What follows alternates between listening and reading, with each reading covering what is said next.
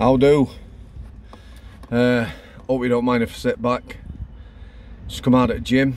I'm absolutely minging wet through. Stink. Knackered. But it is what it is. So firstly, I'll just move this away a touch so it's not auto-focusing. I don't want to get on people's nerves. Sunday night.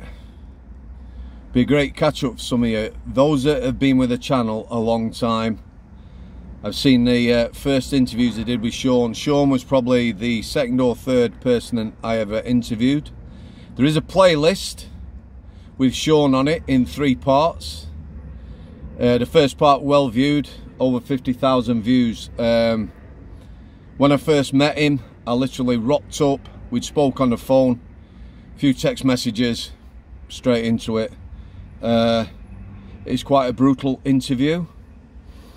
I'll not spoil it. Anyone who wants to go and watch that before Sunday night, I'm having a catch-up Saturday with the lad. I'm glad to be back in touch with him.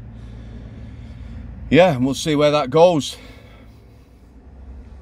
Where am I? Right, subscriber sent an email. He'd seen something and somebody was talking about somebody being on a 12 officer unlock and buzzing off it, and could I explain what that was? So first of all, unlock protocols in prison, and I believe also in high security hospitals, Broadmoor, Ashworth and Rampton, possibly, to do with staffing levels.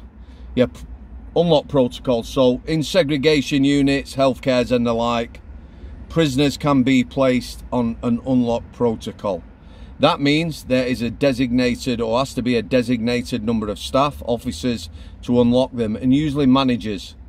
For instance, the most basic unlock would be a 2-officer unlock. That means that prisoner will be unlocked with 2 staff present, which technically should be everywhere, anywhere in the prison system, but it's not always possible. 3-officer unlock and a senior officer again. That'd be 3 officers, senior officer. Basically are coming out on their own, no other prisoner contact. That can be for various reasons. They could be on protection in a segregation unit. They could be particularly violent. That's either to other prisoners or staff. Certainly on the healthcare, people who were unwell, mentally unwell, had mental illness. That was for their safety and staff's. Again, very unpredictable and dangerous. Now this unlock protocol could potentially rise to 12 staff, 12 officers and 2 senior officers, and maybe a governor. When I worked in the private sector, I'll talk about that in a second actually. So prisoners, the type of prisoners that may well be on a 12 officer unlock. Those of you heard of John McVicar, a particularly violent prisoner. There is a film, probably one of the best prison films I've seen, John McVicar. The likes of Paul Sykes, again, though of a certain age will have heard of him. We recently talked about Charles Salvador, formerly known as Charles Bronson. These type of prisoners, disruptive, could be violent prisoners. They could be placed on a 12 officer unlock. It's no sort of judge of how tough or hard they are. It just basically means that they're getting nothing. They're getting fuck all. You know, certainly if you're on a 12 officer unlock, places are going to have to be locked down. Back in the day, segregations and the like, there's a lot more staff in the 80s. You could probably put someone on a 12 officer unlock and they would still get excised showers and the like. You could facilitate that. You know, after the riots, you know, after the millennium, certainly prison staffing levels nowhere near to facilitate something like that. So yeah, maybe old-time gangsters, maybe at some point the Krays were on 12 officer unlocks. Who knows? And anywhere in between. I have a good friend, lives in Australia. I'll probably never see this. Mick. Hope you're doing well, brother. A good lad.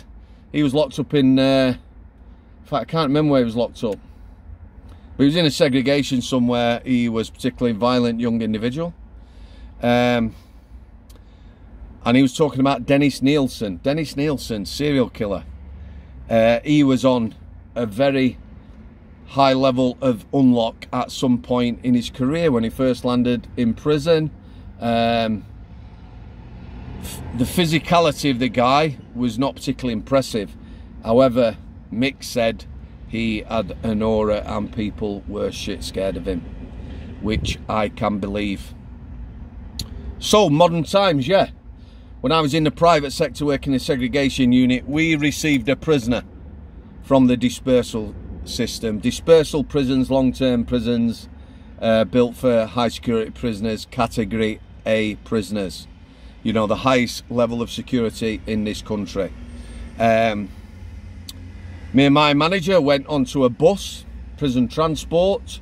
At the end of the segregation unit, there was a lad there who was on a dirty protest, which means he was covered in his own excrement.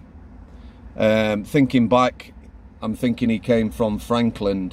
Now, segregation or solitary confinement, as most people would recognise the sort of conditions, prisoners don't usually move from one segregation in one prison to another segregation. Sometimes they will swap prisoners for a lay down, which means, you know, you're giving the prison staff a rest, moving someone on, and a new prison, new environment might be all somebody needs to settle down. You know, if you're not getting on at Armley with staff, you're disruptive, you might get sent to Strangeways, somebody gets sent to Armley, calm down, that's it, job done, settle down, get back on with your jail. Who knows? This lad had or was on a 12 officer unlock. My manager asked him why he'd been sent. He didn't know. He was basically ghosted. That means staff come, kitted up, straight in his cell. He was given no choice. He was put on a bus physically. He was restrained onto prison transport. One of the things people might not recognise, so, you know, ideally, that's not the best way to move someone, but he's going to be kicking off. But the other thing is, you move to another prison, yeah, your property, your possessions don't necessarily follow you straight away. That includes your money, yeah, which is private cash held in a prison bank account. So that can be problematic in itself. However, my manager pointed out that we didn't have 12 staff. He would be remaining for a week in the segregation. He would be on a 3 officer and 1 senior officer unlock, with a view to moving him to normal location. So this lad calmed down somewhat. Bear in mind, he was sat on a bus. He'd been sat in it a long time. It was a hot day. I can't even tell you what it smelt like. He was pretty much naked, covered in shite. So he said, very politely, you know, may I have a shower? So my manager said, yeah, I'll get a couple more staff. We'll get you off the bus. You can go on a shower. We'll get you some clean clothes. He said, and this is part of the protocol of a dirty protest, he said, you know, do you wish to cease and desist? Do you wish to come off this protest? He says, yeah, I do, boss. You know, I'd appreciate the shower. And then he said, any chance of exercise? To which my mate went, whoa, whoa, whoa. One thing at a time. So this lad was like, he went, no, I'm joking, lad. Clean yourself up, we'll give you an exercise. Yeah, bam. No bother, that lad. He was in the segregation 4 or 5 days. Governor signed him off. He went to normal location. So that lad, and he was a big lad as well, a brick shithouse, had been on a 12 officer unlock. He came to our prison. He came onto a 3 officer and a senior officer unlock. He came off his dirty protest. 5 days he was on E-wing, the induction wing, and he was given a cleaner's job. Not a peep out of him. Sometimes that is all people need. So that's an unlock protocol. Let me tell you, the people who I fear for and would worry about. Yeah, some of these lads on these unlocks end up on special units, yeah, in the system. It's quite a destructive system. It's very difficult to get out of it once you get into it. And on these units, there'd be, you know, small units, small numbers of prisoners. They wouldn't be on unlock protocols, therefore dangerous for other prisoners and dangerous for staff. Also, I think it's worth mentioning forensic units, mental health units, hospital wards, mental health and the like. We have had prisoners on the healthcare and in the segregation who were super dangerous.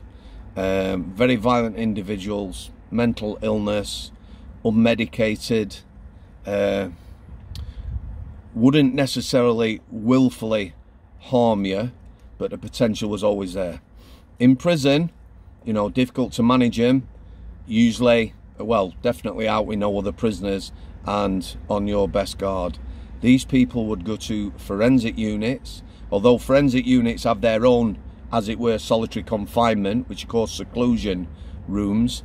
They won't be in there forever. The idea would be to get them medicated, whether that's orally, taking them voluntary, or jabbing them in the arse and making sure they were medicated. And then they might well be associating with staff and other people, other patients.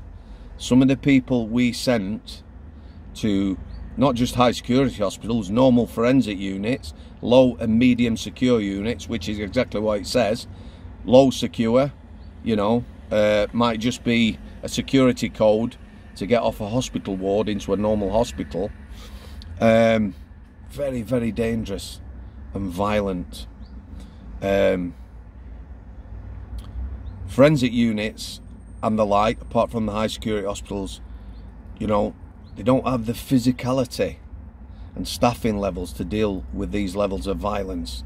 I remember taking a prisoner to, it's just gone out of my head now, Prestwich Hospital. Used to be massive, Prestwich Hospital. It's at Prestwich, Manchester, just behind the Tesco's. We took a few lads there. This lad, I knew him really well, was extremely violent when unmedicated. He was unmedicated at this time. Dynamic security, staff-prisoner relationships, knew him inside out. I had a very good understanding with him and managed him very well on the healthcare. So he went to Prestwich. The staff there knew him and were fearful of him. There was a charge nurse my size and then probably 5 or 6 lasses who were tiny. The doctor was also terrified of him.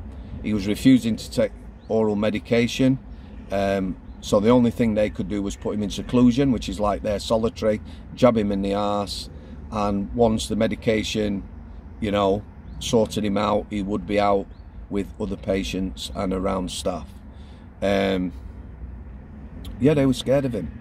You know, they didn't have prison officers, and having said that, in prison plenty of people were scared of him as well. He was a scary lad when he kicked off, but having that knowledge, you know, made it safe to manage him. So yeah, unlock protocols, 12 officer unlock and the like, and anywhere between.